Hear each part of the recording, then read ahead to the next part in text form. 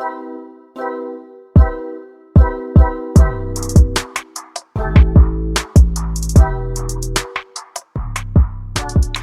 there, guys. I hope you're doing really well, and a very warm welcome back to the channel. Yeah, it's been a really dark kind of month, 6 or 7 weeks for, I guess, what you'd call the alternative gambling space in the UK. We saw Sportstack early this year close its doors, quickly followed by Football Index early this month, which has been, well documented on this channel. And sadly, yesterday, Footstock has also announced it's gone into administration. So, the final nail really in the coffin for the whole industry. I mean, firstly, heart goes out to all the users of Footstock. I hope you're doing okay. I know there'll be a lot of people there that really enjoyed the product, had a lot of money in it, probably had money both in Football Index and Footstock. Wasn't a product that I used myself, but I know there's a lot of passion for it. So, hope everybody's doing okay there. So I think yesterday there was, suddenly a lot of a big microscope on Sorare, and is this going to be the next domino to fall, essentially? So I just wanted to discuss today, really, how sustainable is Sorare? Is this a product that people can safely hold, some capital in? The jury is still kind of out for me, to be honest. I'm pretty confident in the product. I do think it's a different animal to what we've seen with Football Index and Footstock. So I'm just going to talk about that today, and why I think that, firstly, it is sustainable, but a few concerns also that I do have about the product. So firstly, and probably most importantly, the key difference between Sorare and some of these other platforms is that you are buying an underlying asset. Each card that you buy on Sorare is an NFT. You own the card. It's unique to you, and it does, in theory, hold value outside of Sorare. You can use it. We've seen with one-shot leagues and those kind of things. It does have some value outside of Sorare. Compare that to Football Index, to Footstock, where you were buying shares, quote unquote, within the platform that had zero intrinsic value outside of the platform. So, when these companies run into financial difficulties, they could change the terms of those bets, and essentially null and void them to zero, as has happened at the moment. So, key difference there is, irrespective of the platform, you own the card. You have a tangible asset that's in your hands. Intrinsic value of that is kind of up for debate, and for me, it is heavily pegged to SO5. That said, we are seeing, unique João Felix, unique Mbappe's going for crazy sums, kind of irrespective of the SO5 nature of the card, and really just for its collectible value. So with that, then, Sorare obviously isn't considered a gambling product, which is now proving hugely consequential. As you can see with Footstock, with Football Index, they were never really able to get off the ground. I think I and many other Football Index users got seduced with, we're going to open up in Germany, we're going to open up in the States, and it's now clear to see that was never really ever going to happen. I think there's too much, regulation. There's too many different licensing laws that it's probably never really feasible. With Sorare, where it's more of I guess a speculative investment than a gamble, it's readily accessible globally. So the UK market makes up quite a small percentage of the overall Sorare user base, which was never possible with some of these other products. So already, where you're buying an NFT product as opposed to placing a bet, the markets available are huge and exponential. So really important aspect with Sorare, which gives me a lot more confidence that it's potentially not going to go down the same route as these other products. Yeah, so another really important factor for me is the fact that these clubs have officially licensed the cards and have put their names to it, which is hugely important. You can also see some really big names in the game that have endorsed the product. So if we go, Antoine Griezmann, Piqué, Ferdinand Schürrle, Bierhoff, really big names. How much you can, gleam into this, I'm not sure. If you look at, again, Football Index, you had the likes of Nasdaq, and I think Jamie Carragher was involved, John Motson. So not always the smartest tools in the box, but you'd think, these guys, they're representatives. They're gonna have to put a lot of due diligence in before they put their names to these kind of products.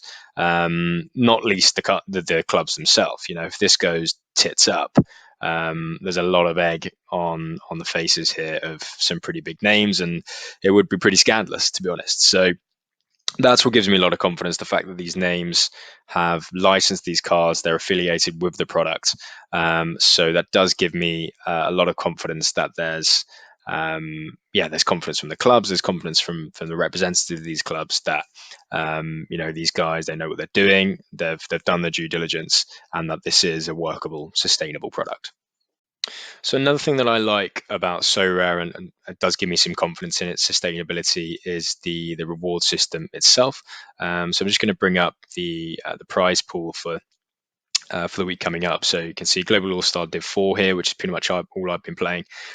Just over 3,500 participants, and um, you can see payments or card payments being made all the way down to 130th.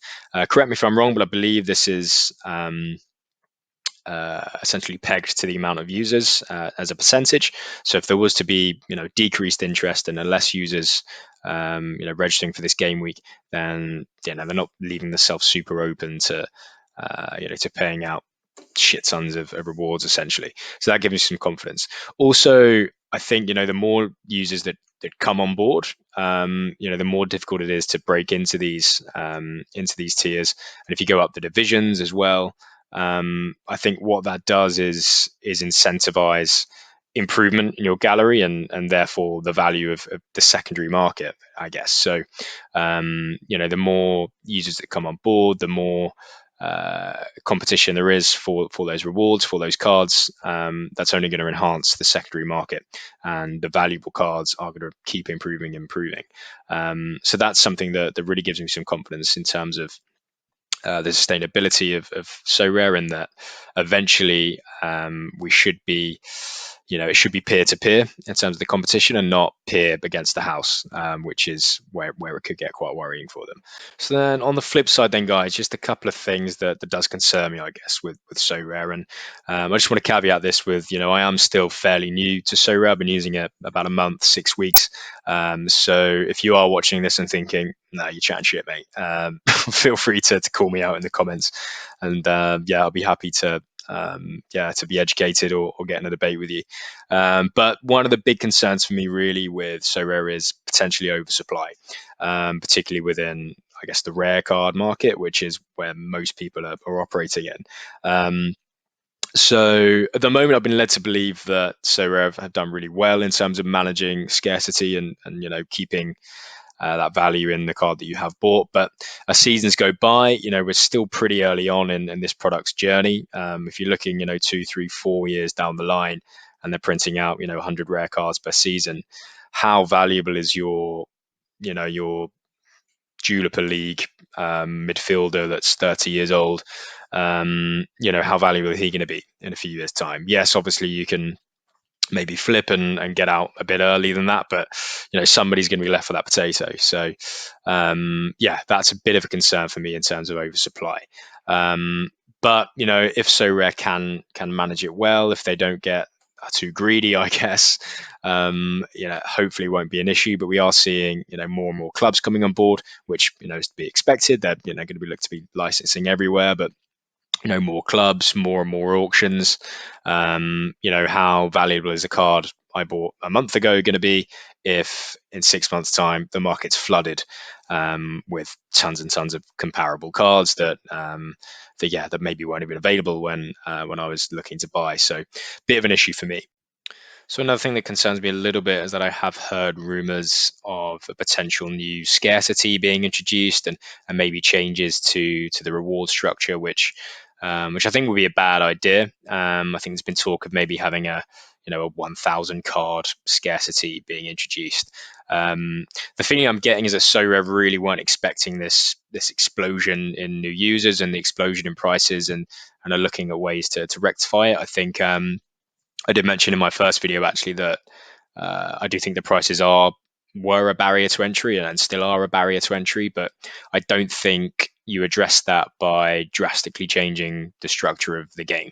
I think you need to essentially let the market come to a natural, a natural conclusion. Essentially, let the market find its natural point. It might be that it has to be high and it's a barrier to entry, but I don't think that the way to go is new scarcities, new game rules, and making massive changes which you can't really anticipate what the implications of those are going to be until they've happened and it's too late to do anything about it.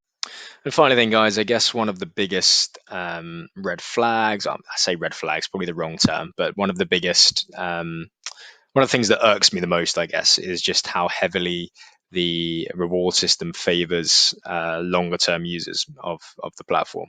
Almost contradicting myself from earlier, really, but I do think it's potentially an issue for new users. So if I pick out somebody, let's go with spelling that. Yeah, let's go with Geary.